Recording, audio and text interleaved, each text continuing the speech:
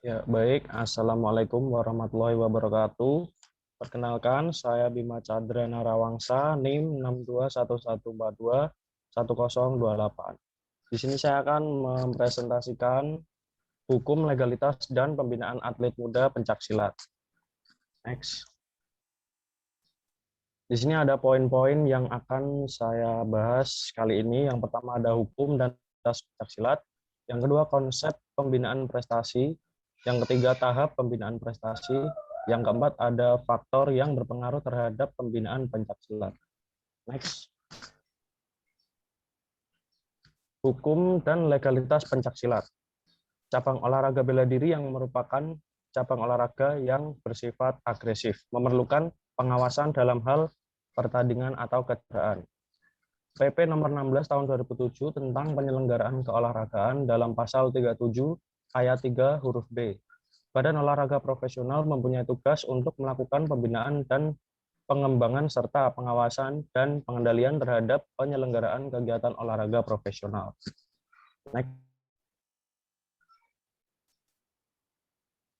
Konsep pembinaan prestasi. Konsep pembinaan prestasi adalah mengordinasikan atau cara mencapai suatu tujuan, teori, atau spekulasi terhadap sebuah prestasi. Prestasi yang baik hanya akan dapat dicapai bila pembinaan dilaksanakan dan tertuju pada aspek-aspek melatih seutuhnya, mencakup juga kepribadian sang atlet, kondisi fisik, keterampilan taktik, keterampilan teknik, dan kemampuan mental. Pencapaian yang maksimal tidak dapat dilakukan dalam waktu yang singkat, tetapi perlu dilakukan persiapan jangka panjang. Dalam persiapan jangka panjang tersebut dilakukan sebuah latihan terencana dan sistematis dengan memperhatikan sarana dan tujuan yang dicapai. Next. Selanjutnya ada tahap pembinaan prestasi. Tahap pembinaan prestasi ini dibagi menjadi tiga, yaitu ada tahap multilateral, tahap spesialisasi, dan puncak prestasi. Tahap multilateral merupakan atau perkembangan menyeluruh, disebut juga tahap multi-skill yang diberikan pada usia 6-15 tahun. Bertujuan untuk mengembangkan gerak dasar seperti jalan, lari, meloncat, memanjat, menangkap, melempar, dan lain-lain. Dasar perkembangan multilateral, terutama perkembangan fisik, adalah salah satu syarat untuk memungkinkan tercapainya perkembangan fisik khusus dan penguasaan keterampilan yang sempurna dari cabang olahraganya. Untuk itu, bentuk latihan khususnya pencaksilat, diutamakan mengarah pada teknik dasar pencaksilat yang diterapkan dengan bentuk permainan dan bersifat kesenangan. Dengan penerapan tahap multilateral yang baik, maka akan mengembangkan anak dalam penguasaan bentuk-bentuk teknik dasar dalam pencaksilat. Yang selanjutnya ada tahap spesialisasi. Tahap spesialisasi secara umum dilaksanakan pada usia 15-19 tahun. Materi latihan yang diberikan harus sesuai dengan kebutuhan cabang olahraga. Dengan berlatih bertahun-tahun dalam cabang olahraga yang sama, yang dilakukan dengan intensitas yang tinggi, dengan potensi atlet, maka atlet akan dapat menumbuhkan penyesuaian dalam organisme tubuh yang khusus dibutuhkan untuk cabang olahraganya. Pelatihan tahap spesialisasi pada pencaksilat mengarah bentuk-bentuk latihan yang spesifik pada kebutuhan yang ada pada pencaksilat. Yang selanjutnya prestasi. Setelah melalui pembinaan pada tahap multilateral dan spesialisasi, diharapkan akan meraih prestasi pada usia emas atau golden age. Penerapan latihan sudah kompleks, yaitu semua bentuk latihan diajarkan dari macam-macam latihan teknik, latihan taktik, fisik, mental, serta strategi bertanding. Pada tahap puncak prestasi, yang terpenting adalah bagaimana mempertahankan keajikan kondisi atlet itu sendiri. Next.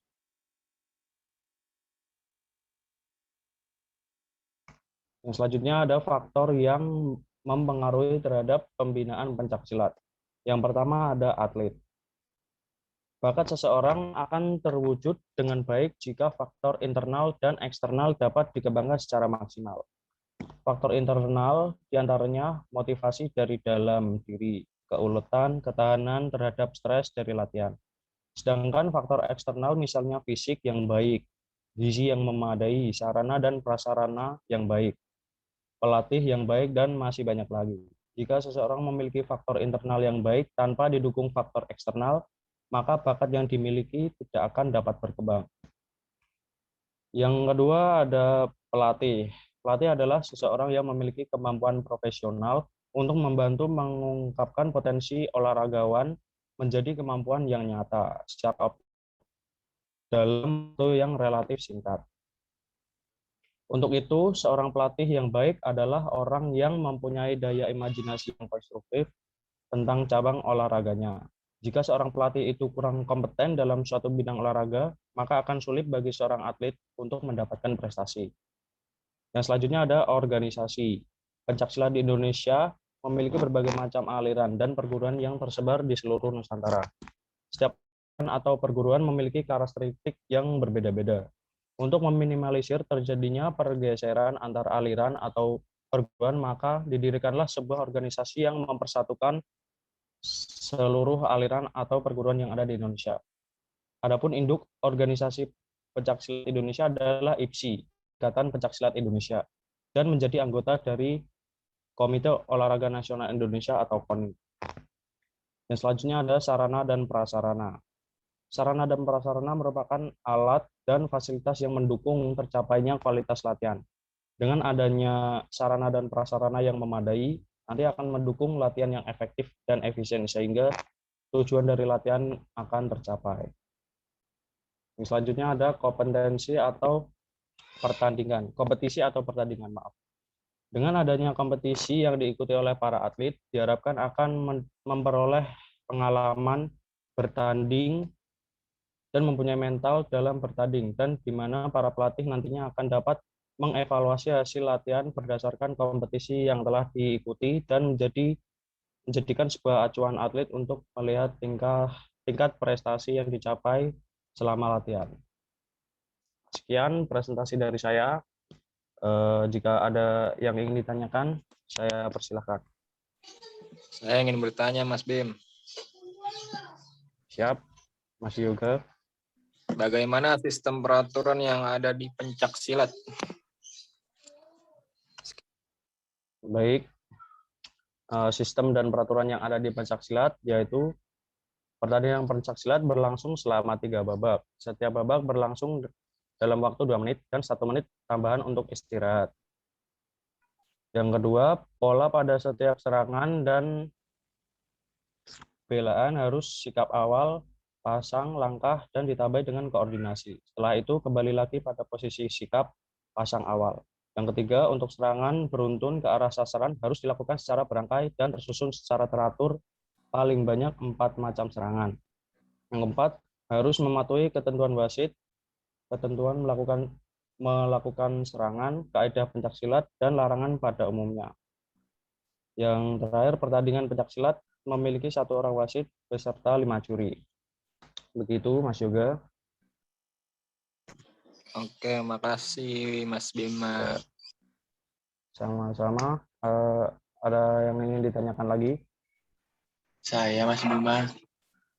Siap, Mas Noval. Pertanyaannya, sarana dan prasarana apa yang dibutuhkan dalam pembinaan prestasi? Terima kasih Mas Bima. Terima kasih, Mas Noval. Sarana dan prasarana yang dibutuhkan adalah yang pertama memiliki tempat latihan atau padepokan khusus untuk latihan.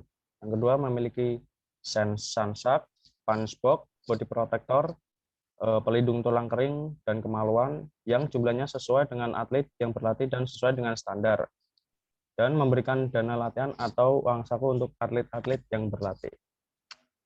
Seperti itu, Mas Noval. Terima kasih Mas Bima. Iya, terima kasih. Ada yang ingin ditanyakan lagi? Izin bertanya, Mas.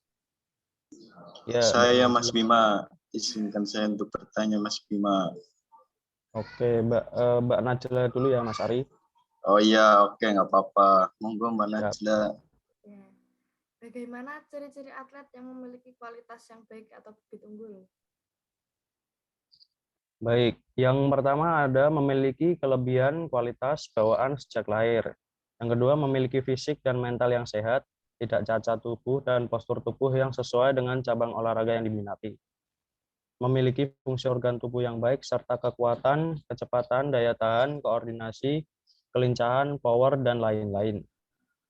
Selanjutnya memiliki intelijensi yang tinggi, memiliki karakter, kemauan keras, tabah, pemberani, dan semangat yang tinggi, dan memiliki kegemaran berolahraga.